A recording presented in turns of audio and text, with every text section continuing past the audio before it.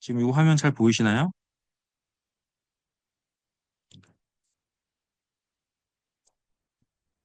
이 아파트 하면서 제가 예전에 한번 해드렸던 적이 있어요. 제가 항상 기준점을 정해놓는데 22년도 벌써 과거 2년 반 전입니다. 저는 2년 반 전에 앞으로 들어올 물량을 싹 다 정리했어요. 근데 뭐 입주 분양 시점이랑 입주 예정이 조금 바뀐 건 있지만 지금 거의 이대로 다 분양을 했거든요. 근데 유독 보면은 25년도에 26년도 1분기까지 지금 계속 입주가 이루어집니다. 그 와중에 이때는 미정이었어요. 22년 6월 달에는 남은 주택세권이 미정이었는데 지금 분양을 끝냈죠. 완판됐죠. 5블럭이 됐고 지금 아마 다시 한다 그러면 4블럭일 거예요 아마. 하여튼 이건 좀 틀릴 수 있는데 어쨌든 지금 안 된 게 여기서 안 된 게 금호 올림밖에 없습니다. 근데 여기도 뭐 임대로 다시 분양한다고 공고는 다시 나왔는데 어쨌든 이것도 관설동이에요. 그냥 궁금하지 않습니까? 지금 보면은 물량이 관설동, 관설동, 관설동, 방곡동, 방곡동 왜 이렇게 이쪽에다 많이 분양을 할까요? 당구동도 뭐 보면은 뭐 관설동 옆이죠. 그다음에 서곡리도 당구동 옆이죠. 특히 옆이기도 하면서 그 공공기관 혁신도시 공공기 시즌2를 한다는 얘기가 되게 많았어요. 근데 문재인 정부에서 안 하고 지금 정부에서도 안 하고 계속 미뤄져 들었는데 그걸 노리고 지금 그 시행사에서는 그 호재를 노리고 엄청나게 분양을 한 거예요. 그때 마침 유동성도 많고 금리도 낮기 때문에 분양을 많이 한 겁니다. 22년도 6월 달에 저는 이렇게 파악을 했었고요. 그다음 예정단지도 많이 있습니다. 지금 단계주공도 있고 다바꿀 했죠. 지금 원동주공 하고 있고 나래도 지금 해죠. 네, 지금 여기도 저 아파트 갭도시 가보시면은 요거 하고 있습니다. 거의 건물 다 졌어요. 대명호는 지금 스톱 상태죠. 라송산업 이건 취소됐습니다. 동문 디스트 하고요. 22년 3월 달에 중흥 남원지역세권 A2블럭 500세대 유족 발견돼서 거의 3년 동안 멈춰 있었습니다. 거의 3년 만이네요. 25년 3월이면 거의 3년 만이네요. 다시 PPT 화면으로 넘어가세요.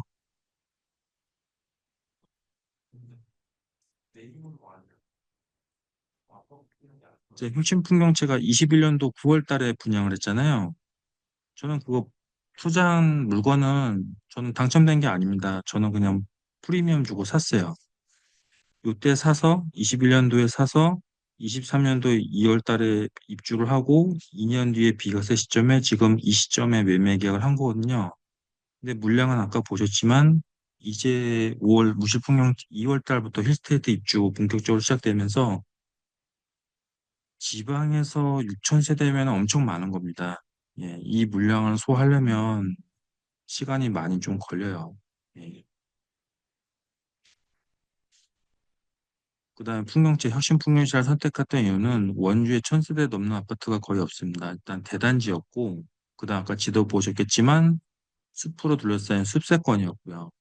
그다음에 분양했을 적에 분양가가 964만 원, 발코니 비용도 해도 1,000만 원 좀 안 될 겁니다. 예. 근데 현재 제가 매도한 금액이 평당가로 하면은 1,280만 원에 판 거예요. 예. 그리고 신축이고 월죽신이라 그러죠. 그다음에 타워형 아파트 같은 경우는 모양이 이뻐서 이제 쭉쭉 올라가면은 건물이 이뻐 보이는데 제가 살아보니까 그 정남향이 제일 좋긴 좋아요. 해가 제일 오래 들어서 뭐 아침에도 잘 들고 저녁에도 잘 두고 그 판상형으로 정남향인 아파트가 거의 없습니다. 그 부지가 작기 때문에 다 기역자로 꺾어요 보통. 그래서 타워형이랑 판상형 두 가지 뭐그 A타입, B타입이 많이 나오는데 어쨌든 단독주택이든 아파트든 정남향 되시는 고층을 사시기를 추천드립니다.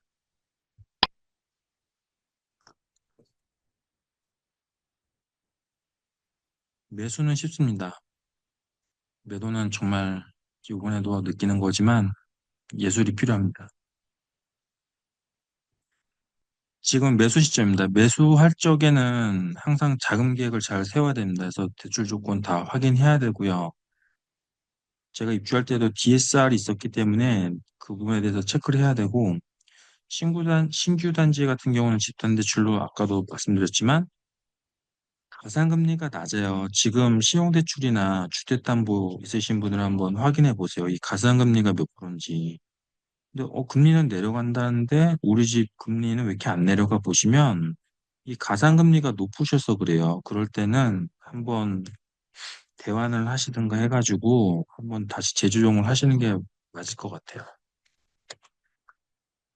난 취득세 지금 저희 원주 같은 경우는 비조정인데 20년 8월에 개정되고 나서 이게 지금 뭐 다시 22년도 뭐 11월인가 이제 뭐 4% 이렇게 낮춰준다고 했는데 아직도 소급법 개정 안 됐습니다. 지금 이것 때문에 아주 피가 말리는 사람들이 꽤 계실 거예요. 어쨌든 저도 취득세가 비과세 전략을 했기 때문에 그 2주택 이하로 1주택으로 맞췄습니다. 예. 명의는 잘 하셔야 되고요. 그다음에 법인들 아직도 12%입니다. 그래서 이걸 피하기 위해서 그 공시지가 1억 했다가 다 개피 보고 나가셨습니다, 진짜. 종합부동산세 1년에 뭐 600만 원씩 두들겨 맞으시고요. 파산하신 분들 되게 많아요. 그다음 입주자 같은 경우는 임대 물량이 신규 입주할 때 이제 임대 물량이 투자한 그 이지던 3차 같은 경우 물량이 되게 많았거든요. 근데 보통 전세들을 선호하시는데 저는 반대로 저희 같은 경우는 월세도 충분히 소화하실 분들이 있을 거라 생각해서 대출을 풀로 받고 대신에 전세보다는 월세로 세팅했습니다. 그다음 주택도 이제 주택 임대 과세가 있기 때문에 지금 보시면은 1주택인 경우에는 월세 같은 경우 비과세예요. 보증금도 비과세입니다. 2주택부터는 월세에 대해서는 과세를 하고 보증금 같은 경우는 비과세입니다. 그러니까 2주택 같으신 2주택이라고 하면은 그러니까 한 전세로 하면은 보증금이기 때문에 비과세시죠.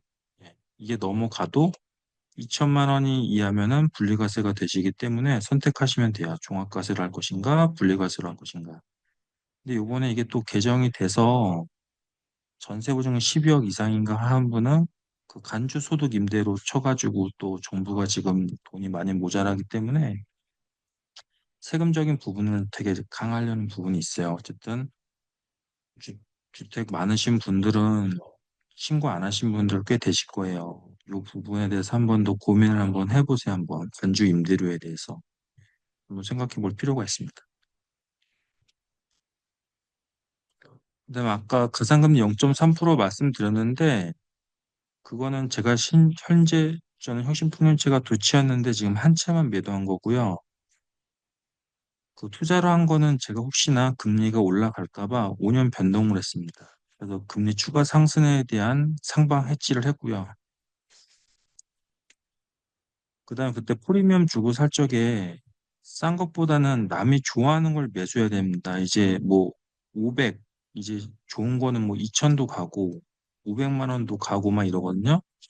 그럴 적에 남이 좋아하는 것을 좀 매수하는 게 추천드려요. 그 처음 초피라 그러죠. 처음 피가 한 500만 원, 1000만 원 차이 난다 그래서 저층을 사거나 향이 안 좋거나 그런 거 사지 마세요. 왜냐면 나중에 매도할 적에 억 단위까지도 차이 날 수가 있어요. 근데 저 같은 경우는 3층이었지만 테라스 특화라는 부분이 있었고 그다음에 필로티 세대였기 때문에 일조권 햇빛이 잘 들었어요.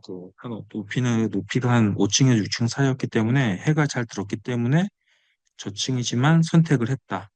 예, 그리고 지금부터는 이제 매도에 대한 부분입니다. 저는 매물을 내놓을 쪽에 직거래 홍보 피터팬으로 직거래 항상 올립니다. 그리고 동일 평형대 단지 내에서 최저 호가 부근을 유지합니다.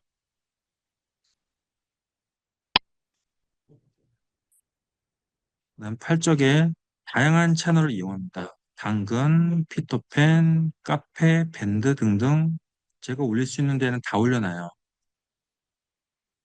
그다음에 비교 단지 인근 부동산에 최대한 내놔라. 이게 제가 내놨던 매물인데 항상 세팅된 깨끗한 상태에서 조명 다 켜시고 사진 넣으시고요. 보시면은 지금 16군데 제가 무실동 쪽 내놨는데 무실동 쪽 분들은 이쪽을 팔 수가 없다고 생각하는지 매물 등록을 안 하시더라고요. 직거래를 한 거는 제가 올린 거고요. 중개사 16군데에서 한 20군데까지도 늘어 있었거든요. 어쨌든 최대한 많이 내놨습니다. 근데 이걸 왜 최대한 내놔야 되느냐?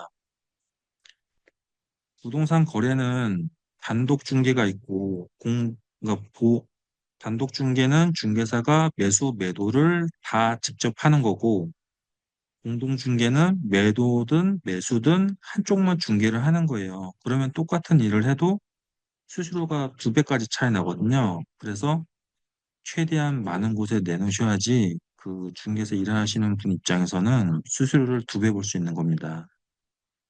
그래서 거래할 수 있다고 생각하시는 단지에는 꼭 다 내놓으세요. 보통 이러시는 분들이 있어요. 아는 부동산이 있어서 아니면 한두 군데만 내놓고 내 건 왜 안 팔리지? 이렇게 생각하시는 분들이 있는데 그렇게 생각해 놓으면 안 되고요. 이게 당근입니다. 당근 화면입니다. 저한테 9분이 채팅으로 문의를 주셨어요. 이 9번 중에 한 분이 저랑 인연이 돼가지고 이 9번 중에 한 분한테 제가 판 겁니다. 16군데에서 내놓으셨지만 저는 결국 당근에서 직거래로 이 9번 중에 한 분을 판 겁니다. 97명이 이 물건에 대해서 관심이 많으셨어요. 그 많은 분들이 직접 보러도 오셨고요. 하지만 결국엔 인연은 따로 있다. 이 화면 같은 경우는 지금 피터팬이거든요. 피터팬이 뭐가 좋냐면 매물 등록을 하면 그 단지에서 거의 최상단에 노출시켜 줍니다. 그래서 저는 일주일이나 한 열흘 단위로 계속 매물을 업데이트 시켰어요. 그 다음에 이 조회수가 나오기 때문에 내 물건이 인기가 있나 없나 그것도 확인할 수가 있어요. 이렇게 체크를 계속 해가면서 요 기간 안에 제가 그 가격을 한 거였거든요. 어쨌든 다양한 채널을 이용하셔서 물건을 내놔라. 그리고 비교 단지라는 게 이 정도 가격이면은 우실풍경채나 그다음에 방구도 롯데캐슬, 힐스테이트 쪽, 그다음에 기업도시, 그다음에 효신풍경채 단지 내. 이 정도 이제 거래 금액을 찾으시는 단지가 있어요. 우실동이라고 안 내놓지 마시고 일단 다 내놓으세요. 대신 가격은 통일시키셔야 됩니다. 그다음에 가격도 수시로 변경하시면 안 돼요. 그 타이밍에 따라서 가격 조정을 하셔야 돼요.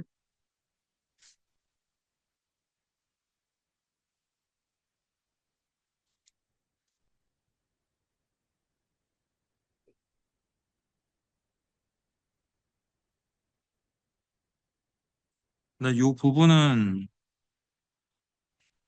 요거는 따로 설명드리겠습니다. 단독인지 공동인지 아까 설명을 드렸는데 이 부분에 대해서 왜 알아보라는지 정말 요번에 또 매도를 하면서 뼈아픈 부분이었습니다. 그다음 매도할 적에 조명해야지 뭐 에어컨 달아야지 청소해야지 생각하시는데 매수할 때 다 하십시오. 나중에 하기 힘듭니다. 임차인 있으면 특히 더 하기 힘듭니다. 더 할 수가 없어요. 그리고 최대한 다양한 조건을 제시해 주세요. 이게 마음에 드는 물건이더라도 3월 말에 나가시는 분이 있고 4월 말에 나가시는 분이 있고 그 조건을 최대한 맞춰주시는 방향으로 해야지만 뭐 계약금이 5%밖에 없다 그러면 보통 10% 받지만 5% 받고 대신에 뭐 중도금을 넣던가 그런 식으로 조건을 최대한 다양하게 제시해 주는 게 좋고요. 그거를 중개사분한테 매물 내놓으실 적에 말씀을 하셔야 돼요. 아니면 중개사분은 모르세요. 그리고 저는 이 물건을 비과세로 팔기 위해서 매수할 때부터 세금 계획을 다 했습니다. 예. 그리고 어쨌든 그 이번에 매도한 계약 부동산이 아니라 그 부동산을 저희 물건을 한 20번 보여주신 부동산이 있어요. 근데 그분은 너무 아쉬워하시죠. 자기가 팔 수 있었다고 생각했는데 못 팔아서 그분한테는 조금 제가 따로 백비를 드리는 건 아니고 따로 답례를 해드립니다. 왜냐면 고생을 하셨기 때문에 원래 그냥 손님 왔다 한 번 왔다 갔다 하는데도 뭐 매물 찾고 뭐 하고 하면은 한 시간이 금방 지나가거든요. 근데 지금 최저인건비가 거의 10,000원 돈이잖아요. 20번이면은 20만 원 가치를 저를 위해서 쓰신 겁니다. 그래서 이렇게 답례를 하면은 결국엔 나중에 이분도 답례를 해주십니다. 좋은 물건이 있거나 아니면 내 물건을 언젠가는 더 챙겨주세요. 그래서 거래하실 적에는 조금 이런 부분에 세심한 부분까지 좀 신경을 써주시면 좋을 것 같아요. 그다음에 제가 당근으로 내놓다 보니까 중개사분 오실 적에도 같이 봤을 때도 있고 했는데 이제 그 손님분들이 하는 말들입니다. 이 바닥 폴리싱 타일이 저는 이제 분양받을 적에 유상 옵션으로 한 건데 이게 호불호가 되게 심해요. 어린아이 있는 세대는 애들 넘어지면 다친다, 유리 깨지면 큰일 난다. 그래서 이거를 선호 안 하시는 세대가 은근히 많아요. 그래서 나중에 하신다 그러면 했으면 어쩔 수 없고요. 저는 기본 그냥 강마루가 난 것 같습니다. 그다음 테라스도 이것도 좋아하시는 분이 있고 호불호가 있습니다. 그래서 제일 중요한 거는 조명은 무조건 하시되 이런 특이한 유상 옵션 있잖아요. 나중에 본인이 오래 사실 거면은 상관이 없는데 뭐 저처럼 2년 정도에 판다. 그럴 때는 일반적인 걸 하시기를 추천드리겠습니다. 그다음 제가 팔 적에 계엄 터졌죠. 그다음에 트럼프 되면서 지금 관세 전쟁하고 있죠. 그러면서 35평 입주민이 42평 이제 옮긴다고 왔는데 본인 집이 안 팔려서 계약을 못 친대요. 그러니까 상승장애 같은 경우는 제 거 먼저 계약하고 본인 물건을 팔지만 지금은 약보합장이기 때문에 본인 거 계약해서 하기 전까지는 저희 집 계약을 안 해요. 그냥 입맛만 다시고 가셨어요. 그리고 주변에 지금 입주하는 물량이 많기 때문에 그 명목적으로 보이는 금액이 다가 아니라 만약에 모델하우스 가시면 3천만 원, 4천만 원, 5천만 원이 우습게 깎여요. 가면은 페이백 해준다 그러고 아니면은 뭐 공짜로 해준다 그러고 해서 할인 분양 많이 해줍니다. 그래서 지금 그 숫자로만 봤을 때 지금 여기는 뭐 6억에 분양하는데 그렇게 생각을 하시면 안 돼요. 한번 가보세요, 한번. 피스테이트 지금 대형 평수 할인 은근히 많이 하고 있습니다. 근데 제가 3층을 투자로 샀는데 일반적으로 3층에 대한 그 고정관념들이 있으세요. 해가 잘 안 들 것이다. 근데 저는 해 잘 들다는 거 알고 샀거든요. 그래도 그분들은 저녁에 보거나 아니면은 시간대가 날씨가 흐리거나 그래서 일조권을 볼 수가 없잖아요.